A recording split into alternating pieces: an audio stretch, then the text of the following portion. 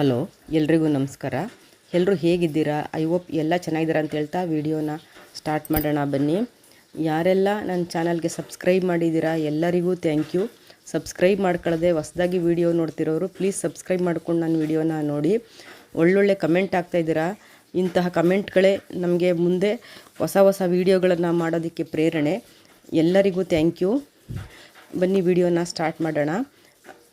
ಬೆಳಿಗ್ಗೆ ನಾವು ಎದ್ದಿದ ತಕ್ಷಣ ಕೊಟ್ಟಿಗೆ ಕ್ಲೀನ್ ಮಾಡಿ ಹಾಲು ಕರೆದು ಹಾಲು ತಗೊಂಡೋಗಿ ಅವನು ಡೈರಿಗೆ ಹಾಕ್ತಾನೆ. ಆ ವಿಡಿಯೋನ ನಾನು ಅಪ್ಲೋಡ್ ಮಾಡಿದ್ದೀನಿ. ನೋಡಿಲ್ಲ ಅಂದರೆ ಪ್ಲೀಸ್ ನೋಡಿ, ನಮಗೆ ಎಂಕರೇಜ್ ಮಾಡಿ.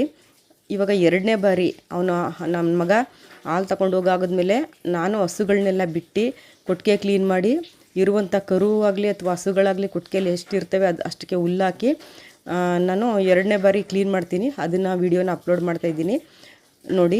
ಈಗ ನನ್ನ ಮಗ 9 ಗಂಟೆಗೆ ಹಾಲು ತಗೊಂಡು ಡೈರಿಗೆ ಹೊಟ್ಟೋಗ್ತಾನೆ.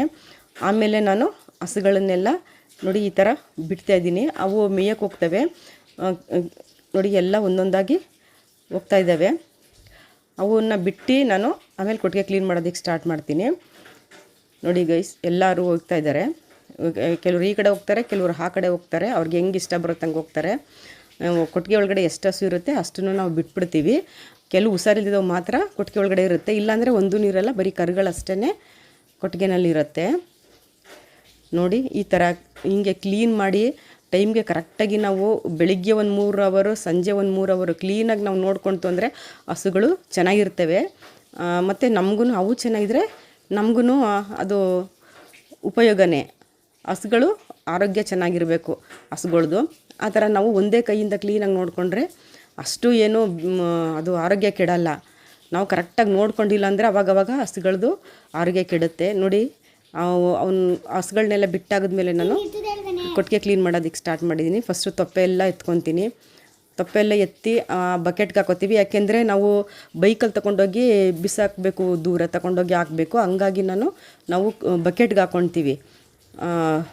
ಖಾಲಿ ಸೈಟ್ ಎಲ್ಲಿದೆ ಅಲ್ಲಿ ನೋಡಿ ಹಾಕ್ತೀವಲ್ಲ, ಹಂಗಾಗಿ ನಾವು ಬಕೆಟ್ಗೆ ಹಾಕೋತೀವಿ. ಯಾವುದೇ ಆದ್ರೂ ಬಕೆಟ್ ಆದರೆ ಗಾಡಿನಲ್ಲಿ ಇಟ್ಕೊಳ್ಳೋದಕ್ಕೆ ಅನುಕೂಲ ಆಗುತ್ತೆ ಅಂತೇಳಿ ಬಕೆಟ್ಗೆ ಹಾಕೊತೀವಿ. ತೊಪ್ಪೆ ಎಲ್ಲ ಹಾಕಾಗಿದ್ಮೇಲೆ ನಾನು ಮುಂದೆ ಮತ್ತು ಕೊಟ್ಟಿಗೆ ಒಳಗಡೆ ಪ್ಯಾಸೇಜ್ ಎಲ್ಲನೂ ತೊಪ್ಪೆ ಎತ್ಕೊಂಡಾಗಿದ್ಮೇಲೆ ಈ ಥರ ಹುಲ್ಲುಗಳೆಲ್ಲ ಇರುತ್ತಲ್ಲ ಅದನ್ನೆಲ್ಲ ಗುಡಿಸ್ಕೊಂಡು ಅದನ್ನೆಲ್ಲ ತೆಗ್ದು ಬಕೆಟ್ಗೆ ಹಾಕೊತೀನಿ. ಮತ್ತು ಚರಣಿನೂ ಅಷ್ಟೇ. ಚರಣಿ ಒಳಗಡೆ ಇರುವಂಥ ಹುಲ್ಲು ಬೂಸೆಲ್ಲ ಚೆಲ್ಲಿರ್ತೇವೆ. ಒಂದೊಂದು ಚೆಲ್ಲಲ್ಲ ಸಾಮಾನ್ಯವಾಗಿ.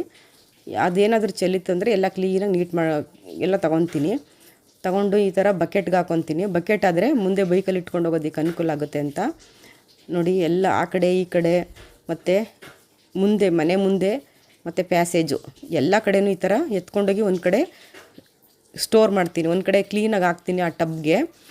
ಆವಾಗ ನನ್ನ ಮಗನಿಗೆ ತೊಗೊಂಡೋಗೋದಕ್ಕೆ ಅನುಕೂಲ ಆಗುತ್ತೆ. ಅದಾಗಿದ್ಮೇಲೆ ನೋಡಿ ಮಿಷಿನು ಹಾಲು ಕರೆದಿರೋ ಮಿಷಿನ್ನ ಕ್ಲೀನ್ ಮಾಡಿಬಿಟ್ಟು ಅದನ್ನು ತೊಳೆದು ಎತ್ತಿಡ್ತೀನಿ. ಆಮೇಲಿಂದ ಬಕೆಟ್ಗಳೆಲ್ಲ ಮುಂದೆ ಒಳಗಡೆ ಎಲ್ಲ ಇರ್ತವೆ. ಅದನ್ನೆಲ್ಲ ಎತ್ತಿ ಒಂದು ಕಡೆ ಹಾಕ್ಕೊಂಡು ಈ ಥರ ಬಕೆಟೆಲ್ಲ ಫಸ್ಟು ತೊಳೆದು ಬೂಸದ ರೂಮ್ ಒಳಗಡೆ ಇಟ್ಬಿಡ್ತೀವಿ. ಎಲ್ಲ ತೊಳೆದಾಗಿದ್ಮೇಲೆ ಕ್ಲೀನಾಗಿ ಜೋಡಿಸ್ಕೊಂಡು ಅದಕ್ಕೆ ಬೂಸು ಹಾಕಿ ಇಟ್ಬಿಡ್ತೀವಿ. ಬೂಸು ಹಾಕಿ ಇಟ್ಬಿಟ್ರೆ ಸಂಜೆ ನಮಗೆ ಕೆಲಸ ಅನುಕೂಲ ಆಗುತ್ತೆ. ಬೆಳಿಗ್ಗೆ ಒಂದು 3 ಅವರ್ ಸಂಜೆ ಒಂದು 3 ಅವರ್ ಕೆಲಸ ಇರುತ್ತೆ ಗೈಸ್. ಮತ್ತು ಮಧ್ಯಾಹ್ನ ನನ್ನ ಮಗ ಮತ್ತು ಹುಲ್ಲು ಬೂಸೆಲ್ಲ ಒಟ್ಟಿಗೆ ತೊಗೊಬಂದ್ಬಿಡ್ತಾನೆ. ಅಷ್ಟು ಮಾಡಿದ್ರೆ ಅಷ್ಟಕ್ಕೆ ಕೆಲಸ ಕರೆಕ್ಟ್ ಆಗುತ್ತೆ. ಮತ್ತು ಮಧ್ಯಾಹ್ನ ಏನೂ ಇದಿರಲ್ಲ, ರೆಸ್ಟ್ ಇರುತ್ತೆ. ಬರೋ ಹಸುಗಳನ್ನ ನಾವು ಒಂದೊಂದಾಗಿ ಯಾವ್ದು ಬರುತ್ತೆ ಅದನ್ನು ನಾವು ಮತ್ತೆ ತಿರುಗಿ ಓಡ್ಸೋಕ್ಕೋಗಲ್ಲ. ಅದನ್ನು ಕೊಟ್ಟಿಗೆ ತೊಗೊಬಂದು ಕಟ್ಟಾಕ್ಬಿಡ್ತೀವಿ. ಕೊಟ್ಟಿಗೆ ಕ್ಲೀನಾಗಿರುತ್ತೆ. ಇವಾಗ ನೋಡಿ ಹಿಂಗೆ ತೊಳೆದು ಕ್ಲೀನ್ ಮಾಡಿರ್ತೀವಿ. ಬಂದು ಹಸುಗಳನ್ನೆಲ್ಲ ಕಟ್ಟಾಕ್ಕೊಂಬಿಡ್ತೀವಿ ನೋಡಿ. ಈ ಥರ ಮ್ಯಾಟೆಲ್ಲ ಎತ್ತಿ ಕ್ಲೀನಾಗಿ, ಯಾಕೆಂದರೆ ತೊಪ್ಪೆ ಗಂಜಲ ಇರುತ್ತೆ, ಅದನ್ನೆಲ್ಲ ಎತ್ತಿ ಕ್ಲೀನಾಗಿ ಈ ಥರ ತೊಳೆದಾಗ ಕೆತ್ತಲು ಭಾವ ಆಗಲ್ಲ. ಅವು ಆರಾಮಾಗಿ ಮ್ಯಾಟ್ ಮೇಲೆ ಮಲ್ಕೊಳ್ತವೆ. ಅವಕ್ಕೂ ಹಿಂಸೆ ಅನ್ನಲ್ಲ, ಕ್ಲೀನಾಗಿರ್ತವೆ ಹಸುಗಳು. ಮತ್ತು ಆರೋಗ್ಯನೂ ಅದರದ್ದು ಚೆನ್ನಾಗಿರುತ್ತೆ. ನಾವು ಡೈಲಿ 6 ಸತಿ ತೊಳಿತೀವಿ. ನಾನು 6 ಸತಿದೂ ಆಲ್ಮೋಸ್ಟ್ ಅಲ್ಲಿ ಅಪ್ಲೋಡ್ ಮಾಡಿದ್ದೀನಿ. ಸಂಜೆ 6 ಗಂಟೆದೂ ಅಪ್ಲೋಡ್ ಮಾಡಿದ್ದೀನಿ. 9 ಗಂಟೆ ಕ್ಲೀನ್ ಮಾಡೋದನ್ನು ಅಪ್ಲೋಡ್ ಮಾಡಿದ್ದೀನಿ. ಬೆಳಿಗ್ಗೆ ಎದ್ದಿದ ತಕ್ಷಣ ಕ್ಲೀನ್ ಮಾಡೋದನ್ನು ಅಪ್ಲೋಡ್ ಮಾಡಿದ್ದೀನಿ. ಮಧ್ಯಾಹ್ನ ನನ್ನ ಮಗ ಬಂದು ಕ್ಲೀನ್ ಮಾಡ್ತಾನೆ, ಅದನ್ನು ಅಪ್ಲೋಡ್ ಮಾಡಿಲ್ಲ.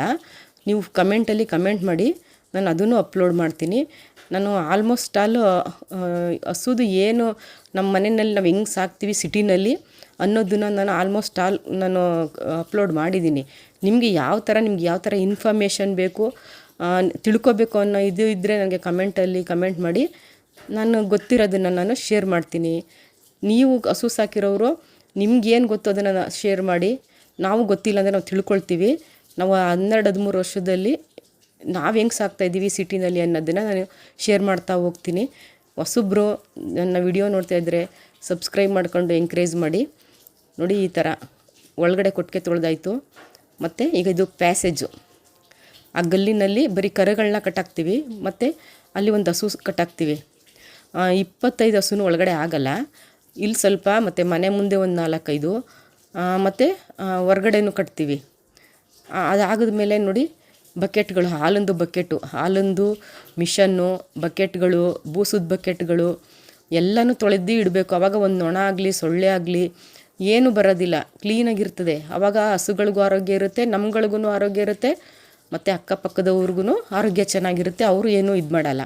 ನೋಡಿ ಮನೆ ಮುಂದೆ ಮತ್ತು ಮನೆ ಪಕ್ಕದ ಮನೆಯವ್ರದ್ದು, ಪಕ್ಕದ ಮನೆಯೂ ತೊಳಿತೀನಿ, ಯಾಕೆಂದರೆ ಹಸುಗಳು ಓಡಾಡ್ತಿರುತ್ತೆ, ಕ್ಲೀನಾಗಿರ್ಬೇಕಂತೇಳಿ. ಅದಾಗಿದ್ಮೇಲೆ ನೋಡಿ ಈ ಥರ ಕರುಗಳನ್ನ ತಗೊಬಂದು ಕಟ್ಟಾಕ್ಬಿಟ್ಟು ಅದಕ್ಕೆ ಹುಲ್ಲಾಕ್ತಾಯಿದ್ದೀನಿ. ನನ್ನ ವಿಡಿಯೋ ನೋಡಿದ್ದಕ್ಕಾಗಿ thank you so very much.